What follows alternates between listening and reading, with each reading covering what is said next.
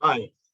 आज मैं आपको बताता हूं कि आपकी anxiety, fear, stress, panic attacks, poor relationships, tensions, worries, negative thinking, overthinking, इन सब का बेसिक कारण क्या है। और आपकी जो आज की इंस्टेंट टेक्निक है, जो आप फॉलो करेंगे तो इमीडिएटली आपकी ओवर थिंकिंग गिरनी शुरू हो जाएगी। मैं डॉक्टर सुधीर अरोरा, मैं एक माइंड गुरु, एमबीबीएस डॉक्टर हूं और मेरा 43 इयर्स का एक्सपीरियंस है। तो हमारे यहाँ पर सब कुछ होता है without medicine and without any side effects for the last 31 years. हम पुणे में होते हैं। हमारा ऑनलाइन कोर्सेज चलते हैं और हमारी क्लासेस होती हैं, ऑडियोज होते हैं, वीडियोज होते हैं, और ये हमारी लाइव क्लास होती है आपके साथ हर संडे संडे को। चलिए, तो आपकी जो प्रॉब्लम शुरू होती है एंजाइटी की, फियर की, वो शुरू होती है न्यूरोलॉजी से। न्यूरोलॉजी में क्या होता है कि आपके ब्रेन में जो ब्रेन सेल्स होते हैं, जिसको बोलते हैं न्यूरॉन्स, उनका आपस में जो कनेक्शंस होता है, ऐसे करोड़ों करोड़ों करोड़ों न्यूरॉन्स हैं हमारे ब्रेन में, जहां हमारी मेमोरी होती है, इंफॉर्मेशन होती है, उनका एक्सचेंज होता है, क्योंकि खूब आपस में बातचीत होती रहती है। तो वहां पर जैसे ये न्यूरॉन है, ये एक न्यूरॉन है, दोनों इकट्ठे आए, तो इनके बाल होते हैं छोटे छोटे छोटे छोटे, तो उनमें बीच में न्यूरोट्रांसमीटर्स, जो ब्रेन हॉर्मोन्स होते हैं, उनका आपस में एक्सचेंज होता है। इस तरह से हमारी पूरी नर्वस सिस्टम काम करता है। तो याद रहिए, न्यूरो ट्रांसमीटर्स आपने पढ़ा भी होगा। ये मोटे मोटे दो तरह से होते हैं। एक होता है एड्रिनलिन एंड कॉर्टिसोल। ये जो दो न्यूरो ट्रांसमीटर्स हैं, ये हमारी लाइफ में सबके पास हैं। आपके अंदर भी हैं, मेरे अंदर भी हैं। लेकिन अगर ये बैलेंस में रहे तो बहुत अच्छे रहते हैं।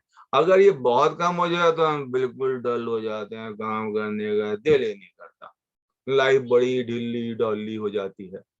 लेकिन अगर ये एवरेज से ज्यादा हो जाए फिर तो टॉक्सिक हो जाते हैं। फिर हमको एंजाइटी, फियर, डिप्रेशन धीरे धीरे शुरू हो जाते हैं। तो ये तो होगी न्यूरोलॉजी।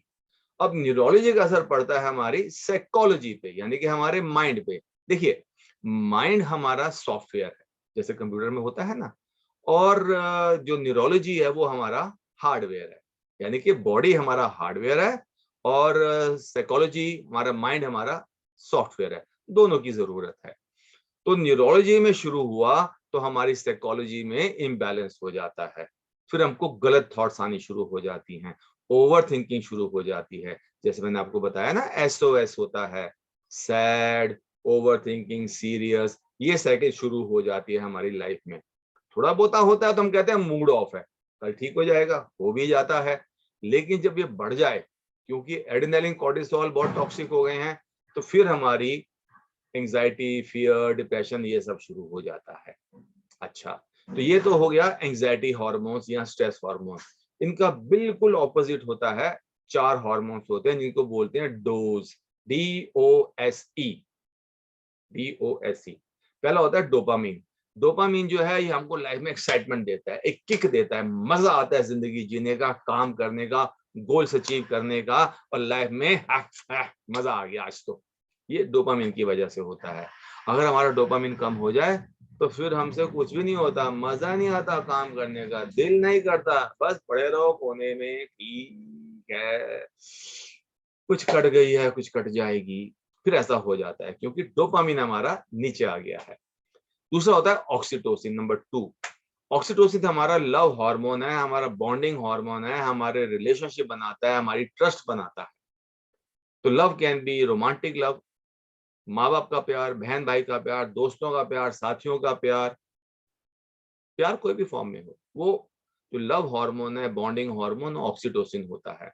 तो जब हमारे ये हिल जाते हैं हमारे डोज वाले हार्मोन्स, इनको हम बोलते हैं हैप्पीनेस हार्मोन्स या कॉन्फिडेंस हार्मोन, जब ये नीचे हो जाते हैं तो फिर हमारी रिश्ते भी खराब हो जाते हैं, बात करने का दिल नहीं करता दुनिया से, हम पड़े रहते हैं, ठीक है यार तू जा, मेरा मूड नहीं है, या हमारा झगड़ा हो जाता है क्योंकि हमारे में प्यार कम हो जाता है।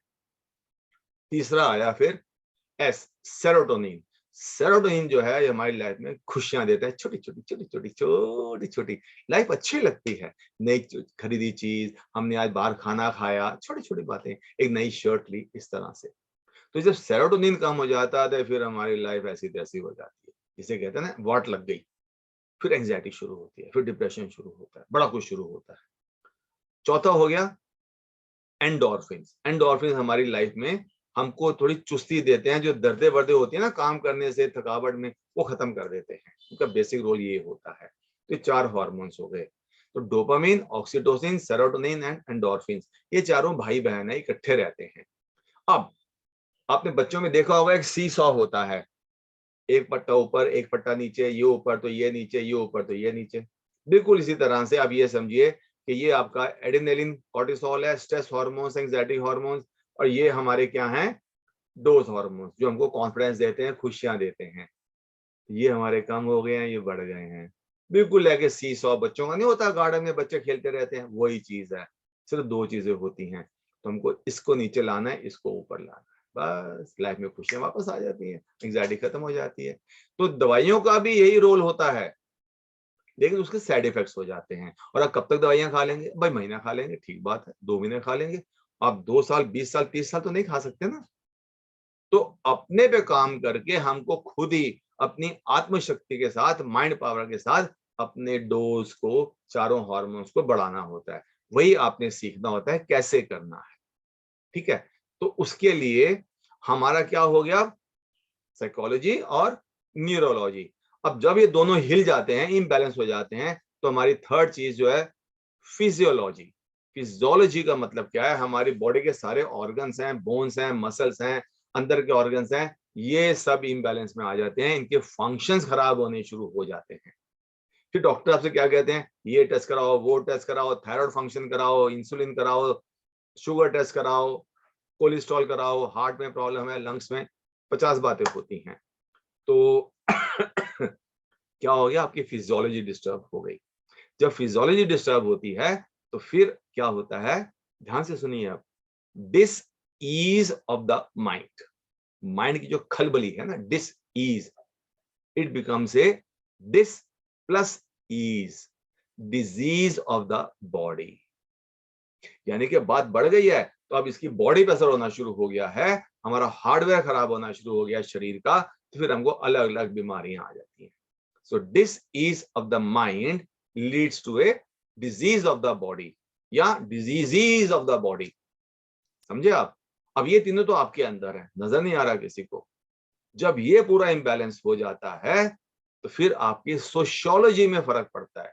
सोशियोलॉजी क्या होती है, समाज में आपका रहने का तरीका, परिवार में, दोस्तों में, काम में, वहां पे आप लोगों से बात करते हैं ना, अल्टीमेटली डीलिंग विद पीपल, वहां आपकी लाइफ में डिस्टर्बेंस आ जाती है। बस, तो आप एक 4 दीवारी में कैद हो गए, 4 दीवारी की जेल में आ गए। Neurology, psychology, physiology and sociology, ये अब आप इस प्रिजन में आ गए हैं। इसकी वजह से आपको कभी ठीक होते हैं, कभी खराब होते हैं, कभी दवाइयां खाते हैं, कभी छोड़ते हैं, कभी ये टेंशन, कभी वो टेंशन, और फिर आपको साइड इफेक्ट शुरू हो जाते हैं, फिर आप और परेशान होते हैं, दिमाग घूमता रहता है, चक्कर आते हैं। होता है कि नहीं होता? शिवरिंग होती है, सांस लेने में दिक्कत होती है, सिंकिंग होती है, यहाँ दर्द वहां दर्द होती है, कभी कॉन्स्टिपेशन तो कभी लूज मोशंस, कभी पेट में दर्द, कभी एसिडिटी, कभी डकार, कभी हेडेक, कभी ब्लड प्रेशर, कभी शुगर, कभी कोलेस्ट्रॉल। आप समझ गए?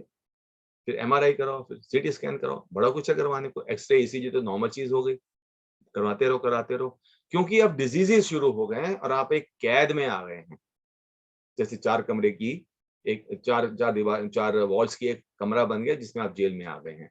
उस जेल को बोलते हैं एंग्जाइटी, मेडिकल वर्ड है। तो उसमें से बाहर कैसे निकलना है? फिर ये दीवार को तोड़ना पड़ेगा, लाइफ में बैलेंसिंग करनी पड़ेगी। Balancing in everything, balancing is everything, ये महावाक्य है। Balancing in everything, balancing is everything. तो इसके लिए फिर आपको मैं एक और टेक्निक बताता हूं जो इंस्टेंट है। ये आपको प्रैक्टिस करनी है, मैंने आपको बाकी वीडियोस में भी बताई हैं। वो आपको बताने के लिए है कि हमारे कोर्स में 100 से ज्यादा टेक्निक्स हैं जो कि बहुत एडवांस्ड हैं, बड़ी सिंपल है लेकिन है एडवांस्ड। तो अभी आपको मैं बेसिक बता रहा हूं ताकि आप शुरू तो करें ना। अगर आप हफ्ते 10 दिन में ठीक हो गए इससे तो बहुत बढ़िया है, नहीं हुआ तो ऊपर दिए हुए नंबर पर मुझे कॉल कीजिए, फिर हमारे कोर्स ज्वाइन कीजिए। लेकिन पहले ट्राई तो कीजिए ना। आप ये सारे वीडियोस देखिए हमारे, जो आप हमारे यूट्यूब पे देख रहे हैं, या आपको जो मैंने खुद भेजे हैं आपके व्हाट्सएप के ऊपर या टेलीग्राम के ऊपर, ठीक है। तो आज की टेक्निक क्या है? Instant technique.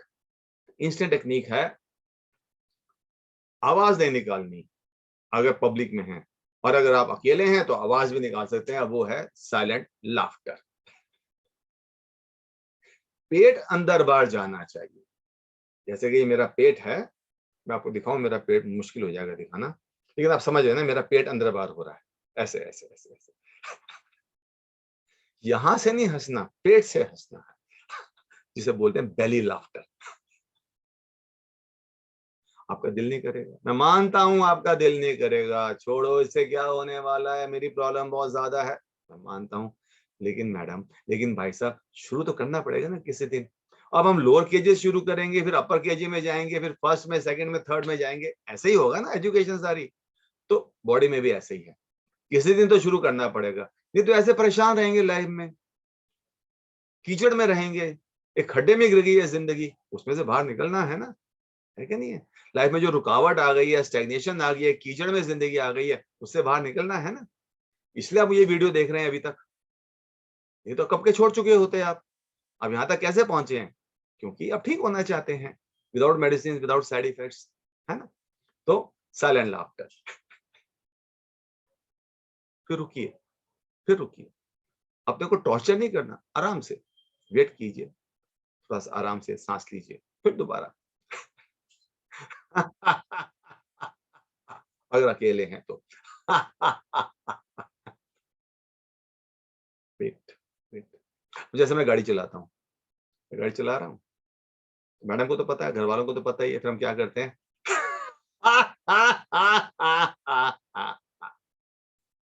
रुक जाओ, पॉज करो, गैप लगाओ, ब्रेक लगाओ, फिर थोड़ी देर के बाद फिर हंसो। तो लाउड करो या साइलेंट करो, रिजल्ट बराबर आएंगे। समझ गए आप? या बार बार करते रहिए, 100 बार ही कर लीजिए। आपकी जो SOS है ना, सैडनेस, ओवर थिंकिंग और सीरियसनेस, ये जो साइकिल है, ये टूटनी शुरू हो जाएगी। इससे इससे उससे कोई भी टेक्निक करो, सारी करो, मतलब क्या है, ठीक होना है विदाउट मेडिसिन का, राइट। तो इस सारे वीडियो को 2-3 बारी जरूर देखिए, इसको पूरा डेप्थ में समझने के लिए, हमारे सारे वीडियोस को डेप्थ में समझने के लिए 3 बारी देखिए, प्रैक्टिस कीजिए, करके देखो, करके देखो। थ्योरी तो ना के बराबर है, बेसिक चीज तो प्रैक्टिस है। बाकी वीडियोस आप देखते हैं, समझते हैं, थ्योरी समझते हैं, उसके बाद ठीक तो नहीं हुए ना। अगर ठीक हो गए होते तो यहाँ पर क्यों बैठे होते? ठीक है ना भाई साहब, मैडम, ठीक है ना? क्योंकि वो थ्योरी बहुत अच्छी है, पूरा समझ में आ गई, लेकिन आप डॉक्टर तो नहीं बन रहे ना। आप जितना मर्जी गहराई में चली जाओ, आप डॉक्टर नहीं बन सकते यूट्यूब के वीडियो से, कोई नहीं बन सकता ऐसे। तो इतना ज्ञान लेके क्या करेंगे? Too much analysis leads to paralysis. जी हाँ, टू मच एनालिसिस, ये भी कर लो, ये भी कर लो, ये भी सीख लो, ये भी सीख लो, इट लीड्स टू पैरालिसिस। तो अगर आपको ठीक होना है और शीघ्र ठीक होना है यूं, तो सबसे पहले टेक्निक्स की प्रैक्टिस कीजिए, जो मैं आपको सिखा रहा हूं अलग अलग वीडियोस में। वीडियो अच्छा लगा हो तो इसे लाइक जरूर कीजिए। आई मस्ट थैंक यू, हमारे बाकी वीडियोस को आपने लाइक किया, अपने कमेंट्स दिए, इसे भी शेयर कीजिए। बाकी दुनिया में बात फैलनी चाहिए, उन्हें भी ज्ञान मिलना चाहिए। पूरा एपिडेमिक आया हुआ है, एंग्जाइटी का, फियर का, डिप्रेशन ना, हर घर में कुछ ना कुछ हो रहा है। तो आपका कंट्रीब्यूशन है, शेयर कीजिए अपने ग्रुप्स में, आगे बात बढ़ेगी, पता नहीं किसकी जिंदगी बदल जाएगी। तो लाइक कीजिए, शेयर कीजिए, कमेंट कीजिए, आपको कैसा लगा, कोई क्वेश्चन है तो पूछिए, आपको क्या एक्सपीरियंस हुआ हमारे वीडियो में से, उसको लिखिए, कोई क्वेश्चन है लिखिए, अपना एक्सपीरियंस लिखिए, और चैनल को सब्सक्राइब कीजिए, बेल आइकॉन को हिट कीजिए। ओके, अगले वीडियो पे चल के देखते हैं, अभी देखिए अगला video. Thank you very much, gratitude is the best attitude.